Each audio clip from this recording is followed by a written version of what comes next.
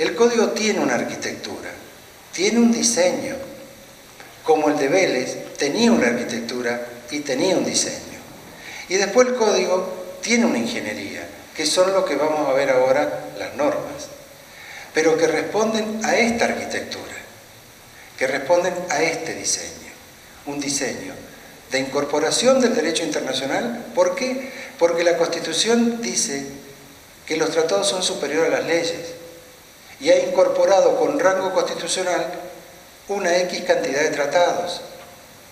Por lo tanto, no puede el derecho decir para un lado y para el otro. En derecho internacional privado, si Argentina suscribió una convención en la OEA denominada CIDIP, que dispone que los alimentos se regulen de una manera determinada, lo mismo se hizo en el orden interno. No puede ser que un tratado diga en materia alimentaria una solución y que internamente adoptemos otra solución. Se armonizó. Muy sencillo, se armonizó. Dice exactamente igual que los tratados.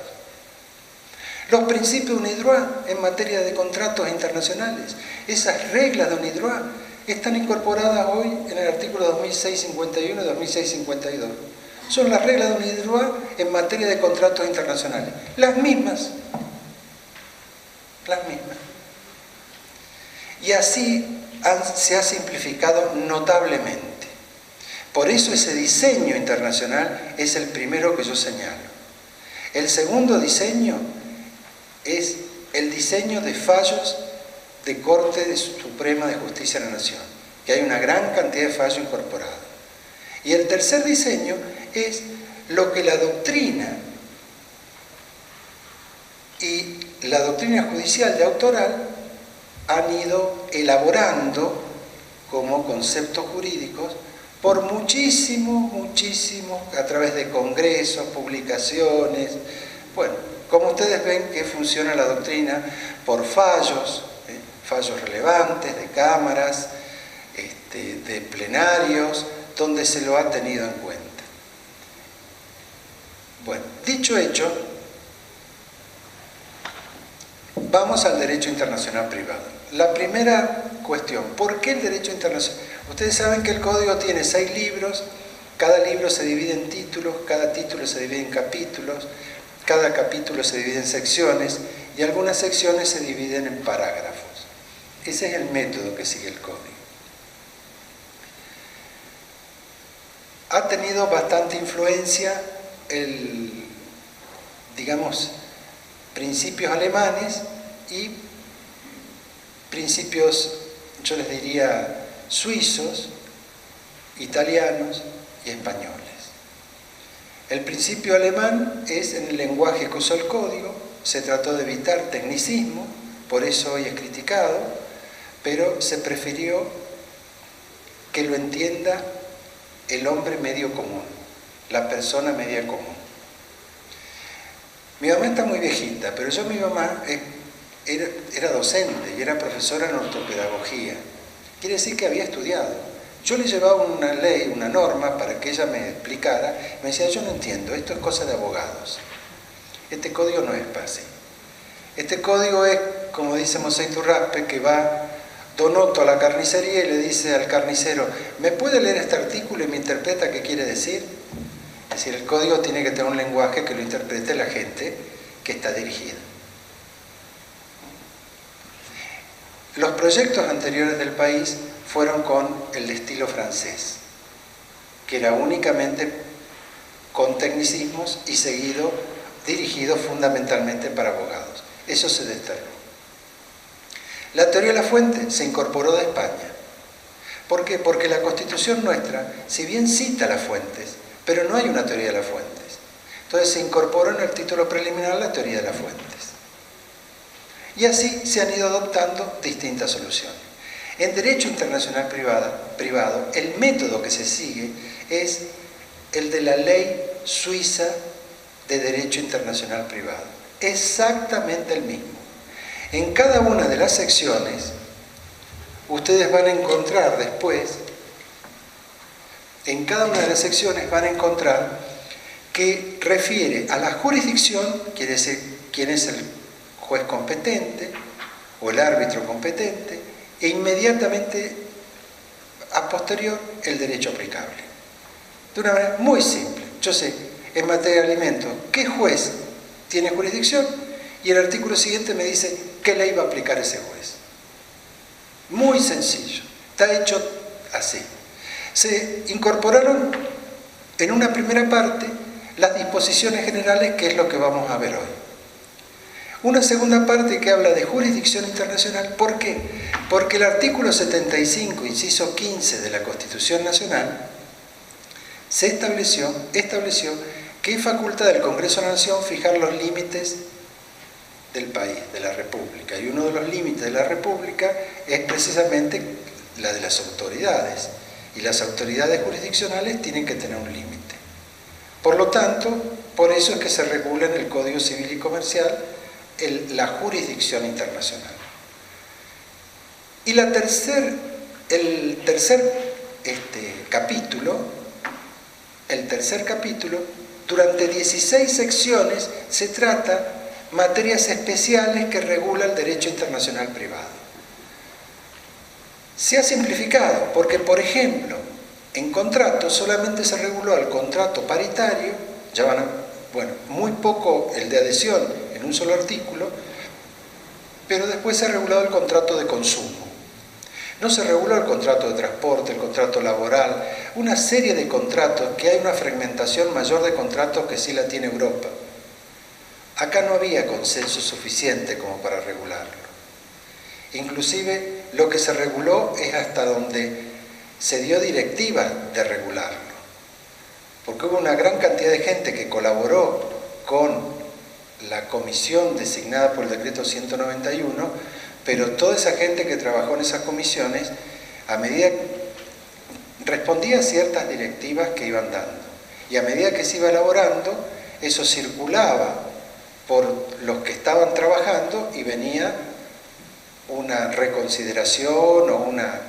Me acuerdo en un artículo que se había puesto donde los cónyuges viven de consumo, que es como decía anteriormente, y yo, los que han sido alumnos míos, los he torturado con esa palabra, y nos devolvió y dijo, busquen otra palabra.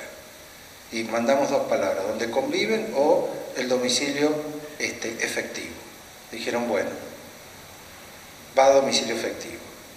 Pero eso de consumo, todos esos términos, no se entienden esos términos. Había un término raro que decía, cambien el término. Busquen un término que lo entienda cualquiera. Y así es como ustedes van a ver en el código. Notas, no querían notas. ¿Por qué? Porque este es un código que no está destinado a permanecer. Es un código que no va a volver a ser 150 años. Ustedes se dan cuenta, estamos hablando de 150 años, tuvimos el mismo código de derecho privado, tanto en materia civil y comercial, y que acá entre los abogados no sabíamos qué diablo tenía vigencia en el código comercial, y nos habíamos acostumbrado a vivir así. Este código nadie piensa que puede tener, no sé, más de 50 años. ¿Por qué? Porque la evolución de la sociedad obviamente que va a necesitar nuevas disposiciones. Aparte, nadie se ha enamorado como que esto viene a solucionarle el problema a la gente, porque la gente tiene los problemas fuera de lo que los abogados y el derecho le vengamos a decir. Así que desde esa perspectiva tampoco tiene un ánimo de arrogancia, o de pensar que por fin llegamos y ahora se van a acabar los pleitos, va a disminuir esto. Imposible, imposible. Mientras haya humanidad vamos a tener diferencias, vamos a tener criterios de interpretación distintos. Ustedes, lo que yo estoy hablando, me están interpretando unos de una manera, otros de otra manera. Es connatural al ser humano ser diferentes, a la pluralidad. Lo que más tenemos que aprender es a ser tolerantes, pero la pluralidad la vamos a tener. Salvo que creamos en estos fundamentalismos, o seamos ateos acérrimos, si no, estamos condenados a creer más, menos, tener diferencias más, menos. Y este código yo creo que tiene, en ese sentido, ese tipo de virtud. Muy bien. Entonces, no se tomaron todas las secciones del derecho internacional privado.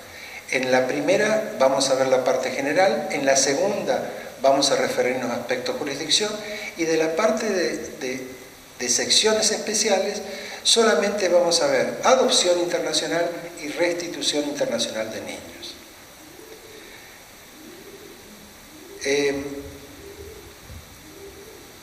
Muy bien.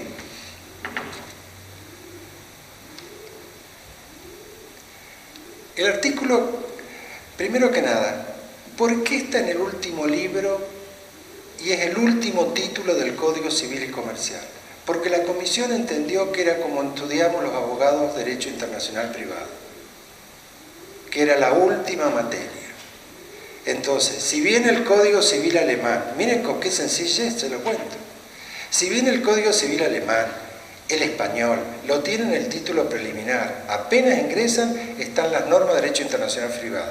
Vean el brasilero, que es del 2002, tiene las normas de Derecho Internacional Privado en el título preliminar. Esta gente dijo no, lo vamos a poner como lo estudiamos. La última materia, con esta casi todos nos recibimos o estamos próximos a recibirlo. Así que lo vamos a dejar al final del código, y allí lo llevó. Muy bien. El artículo yo no puedo leer porque estoy tan encima, pero ahí dice que rigen primero los tratados, que no es más que responder al artículo 75, inciso 22, y en caso que no haya tratados, rige el derecho internacional privado, rige la ley de fuente interna. Y en realidad utiliza un término que es situaciones jurídicas vinculadas con varios ordenamientos jurídicos. ¿Por qué se usó la palabra situación jurídica? Se podría haber utilizado la palabra relación jurídica. La palabra situación jurídica se utilizó porque es una acepción más amplia que el término relación jurídica. Ya Borda lo había explicado en la reforma a la 17711, cuando explica la modificación del artículo 3 del Código Civil y Comercial que establece el conflicto de la ley con respecto al tiempo. Él ahí incorpora relación jurídica y situación jurídica, los dos términos. Pero él dice que no tiene duda que la situación jurídica es una acepción más amplia que relación jurídica, que refiere a una relación binaria, la relación jurídica, mientras que incorpora un tercero a una cosa en la situación jurídica. El lenguaje es un tema convencional, pero acá se siguió el término situación privada internacional. Entonces, una situación privada vinculada con varios ordenamientos jurídicos se regula por tratados internacionales o por el derecho de fuente interna. Después dice vinculados con ordenamientos jurídicos. No dice cuál es el grado de vinculación. Los que han estudiado Derecho Internacional Privado, había una tesis de Gita que tenía que establecerse qué grado de vinculación. Si era muy estrecha, otro Guer que decía el centro de gravedad, otro decía clásicamente localizo preponderantemente la situación en tal y tal derecho.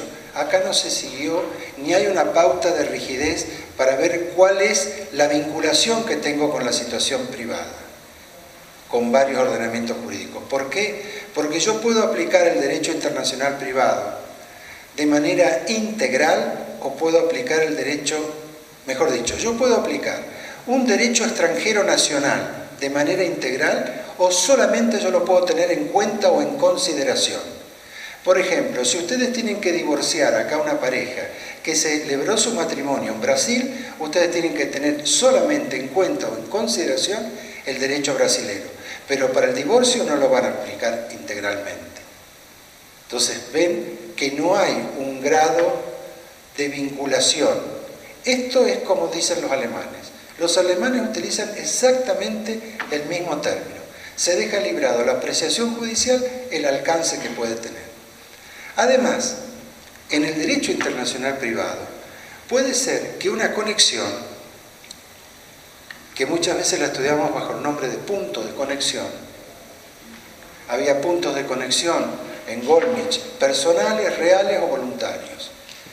Hoy en realidad la doctrina moderna habla de conexión objetiva y conexión subjetiva. La conexión subjetiva es el domicilio, la residencia y la nacionalidad. Y la conexión objetiva es lugar de celebración, lugar de cumplimiento, lugar de situación del bien. Lo han simplificado. Pues bien, una conexión me puede determinar un derecho aplicable, por ejemplo, que se regula por el derecho del lugar de cumplimiento. Este era un contrato con una cláusula donde yo entregaba la mercadería en la República Argentina, pero la parte que contrataba conmigo tenía domicilio en Brasil. Su establecimiento estaba ubicado en Brasil. De acuerdo a esta regla de derecho internacional privado, el derecho que yo aplico es el derecho argentino. Muchas veces se pensaba que porque la conexión ordenara aplicar derecho argentino, no era un caso que pertenecía al derecho internacional privado. ¿Por qué? Porque se aplicaba el derecho argentino. En realidad Golnisch decía que no, que esa era una norma de derecho internacional privado, pero él la llamaba una norma cierta. Porque cuando la conexión ordena aplicar derecho nacional, la norma es cierta o unilateral. Y cuando me ordena aplicar el derecho extranjero, la norma es problemática o, en otro vocabulario, es bilateral. Entonces, ven ustedes que no se puede apreciar desde el inicio, qué tipo de vinculación puedo yo encontrar a una situación privada internacional. Entonces no se definió. Por eso es que ahí dice que las situaciones privadas, las normas jurídicas, situaciones vinculadas con varios ordenamientos jurídicos sin llegar a designar qué tipo de vinculación tiene. A su vez, se establecieron tres tipos de normas. Una norma de conflicto, o en las palabras del profesor Werner Golnisch, una norma indirecta, una norma directa o material y una norma internacionalmente imperativa o una ley de policía. En el derecho interno también el código alteró. Ven ustedes que el código ahora habla de un derecho o una norma no disponible. Es raro que hable una norma imperativa. La usa, pero en realidad habla de no disponible. ¿Por qué? Porque en la doctrina argentina siempre hubo un bodrio enorme con el tema de las normas. Según a quién tomábamos era el tipo de norma. Había norma imperativa, que era esa norma de orden público inderogable. Después había la norma dispositiva, que decía la norma dispositiva es la del 509 que establece la mora porque es una norma dirigida a un interés general. La norma supletoria es la norma de que las partes pueden dejar sin efecto. Y Spot agregaba, y hay norma aclarativa, que es la norma que interpreta a su vez a una norma. Era un lío enorme de normas. Este código habla de normas no disponibles y normas supletorias. Tiene una gran sencillez. Y ustedes van a encontrar que fundamentalmente, también habla de normas imperativas, pero fundamentalmente pareciera ser que más se inclina a dos tipos de normas. Bueno, en el derecho internacional privado se establecieron tres normas. Una norma que tiene una conexión que me indica qué derecho nacional extranjero me va a dar una respuesta. Una norma que tiene un elemento extranjero y me da una respuesta, como esta que yo decía de cooperación internacional, que los jueces están facultados a utilizar medios de comunicación directa con otro juez, sin decir cuál es. Lo único que pide es que quede registrado los efectos del debido proceso.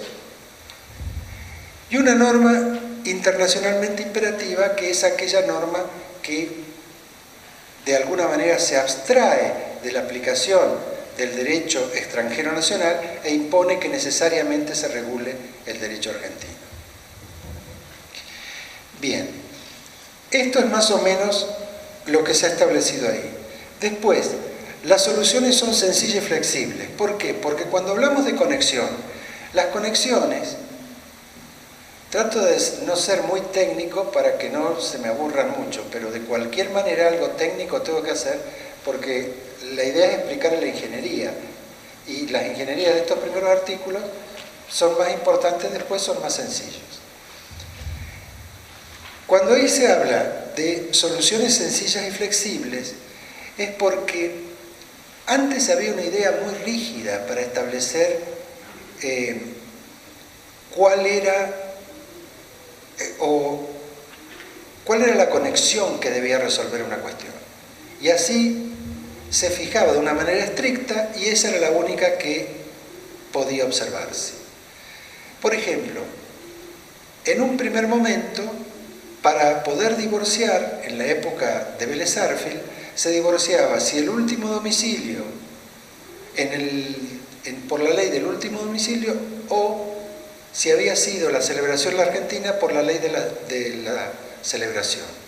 Después, con la reforma, la 23.515, que se incorpora este divorcio de 2 audiencias, etcétera, etcétera, se estableció que la ley que los divorciaba era la del último domicilio de efectiva e indiscutida convivencia de los cónyuges o la del domicilio del demandado. Bueno, ahora se agregó la residencia habitual. Les digo más, la idea era dejar de lado el domicilio. El domicilio en la Argentina no se puede dejar de lado. No por un problema procesal donde notificar la demanda, sino por un problema electoral. Mientras sea obligatorio el voto, necesariamente vamos a tener que tener todos domicilio. Pero hoy Europa, Estados Unidos, no tiene domicilio, tiene residencia. Quiere decir que el código abordó y ha incorporado la residencia habitual como una conexión también a los efectos de fijar el derecho aplicable, en una gran cantidad de normas. Inclusive define al domicilio y a la residencia habitual. El domicilio es donde una persona reside con el ánimo de establecerse en él, y residencia habitual es donde vive de una manera prolongada. Y tiene efectos en el derecho internacional privado, tanto uno como otros. Entonces, se establecen reglas muy sencillas. En responsabilidad parental, los niños tienen el domicilio de los padres siempre y cuando los padres vivan en el mismo estado y convivan.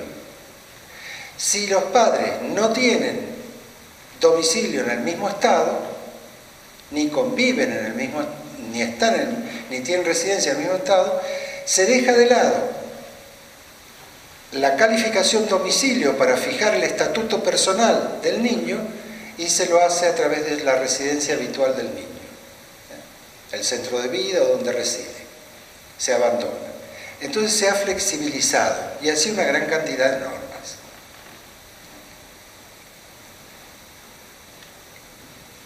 Bien, acá ¿cómo se aplica el derecho extranjero? Acá se aplica bajo la teoría del uso jurídico del maestro Werner Güllich. Él la escribió en el año 1935. Para mí es una verdadera emoción que esto esté incorporado en el Código Civil y don Werner, donde esté, estoy seguro que debe estar muy feliz. 80 años después que él la expuso, es la forma que vamos a aplicar el derecho extranjero. ¿Qué se le impone? Que el juez de oficio fija y establece el contenido del derecho extranjero. Las partes pueden cooperar, pero quien lo fija y lo establece es el juez. Antes, en el artículo 13 de Vélez Sarsfield, era un hecho y como tal la parte lo debía alegar y probar. Hoy desaparece esa tesis. Las partes pueden colaborar, aparte a cualquier abogado le interesa colaborar para probar, pero en definitiva un problema de una prueba informativa, porque quien lo termina estableciendo es el juez. Entonces, ¿y cómo debe resolver el juez? Debe resolver de la manera más próxima posible a la solución que daría el juez del derecho aplicable, al juez del derecho nacional extranjero que están aplicando. Esto es la teoría del uso jurídico, con el grado más asequible de probabilidad. ¿Por qué está colocado hasta acá? Es cierto por Werner Güllich, pero es porque lo dice la CIDIM número 2 de Montevideo del año 1979, que la Argentina adhirió en una convención que se llama Normas Generales de Derecho Internacional Privado. Si eso había adherido al país, acá se ha colocado exactamente eso. Muy bien.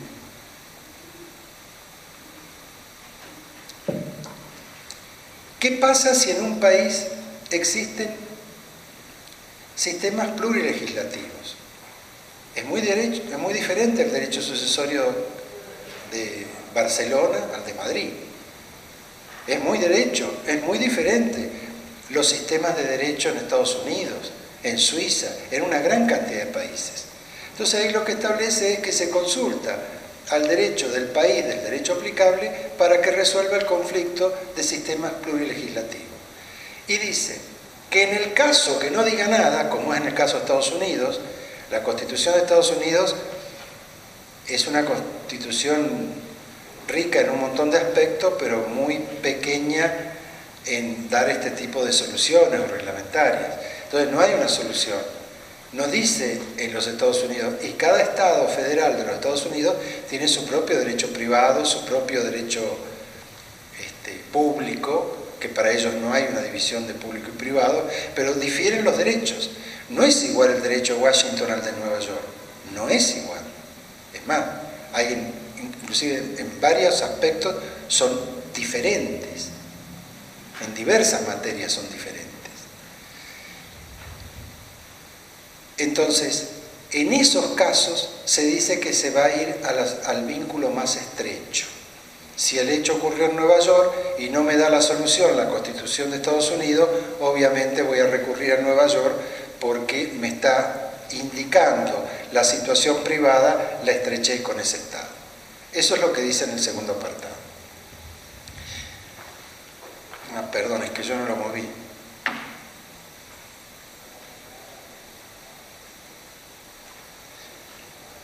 Yo me fui al B. ¿Este es el B? No, es el A. ¿El A? Bueno, en el A faltó la última parte. Me tengo que ubicar, espero que me ubique más rápido que cuando termine.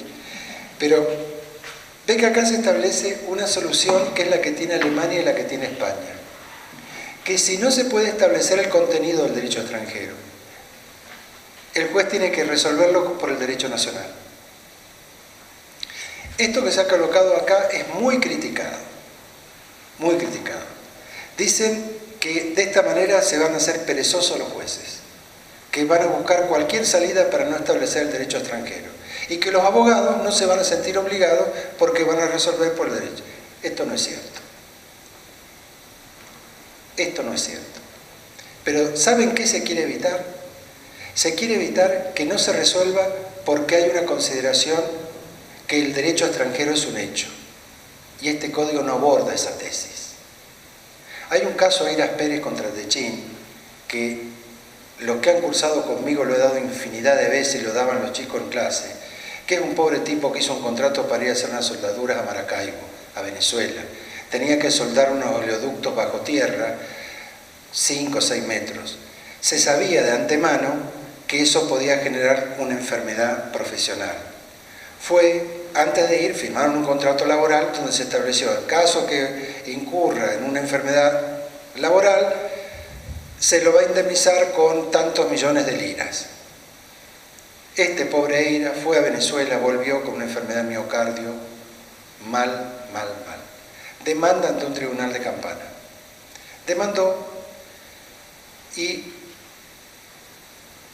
solamente demandó por el contrato laboral y estableció que se fije la indemnización del contrato laboral. En ese contrato laboral, a su vez, las partes se habían sujetado al derecho de Venezuela, que era donde se iba a dar la prestación laboral. La primera vocal dice, hay un contrato, ese contrato fija, el perito me dijo que está enfermo, por lo tanto condeno para que Techín pague tantos pesos. Viene el segundo voto y dice, en materia laboral no se puede pactar, esto es orden público, son derechos no disponibles, no se puede sujetar, por lo tanto eso es nulo. Hay que resolverlo de acuerdo a lo que dice el derecho venezolano. ¡Epa! Pero el derecho venezolano no lo aprobó.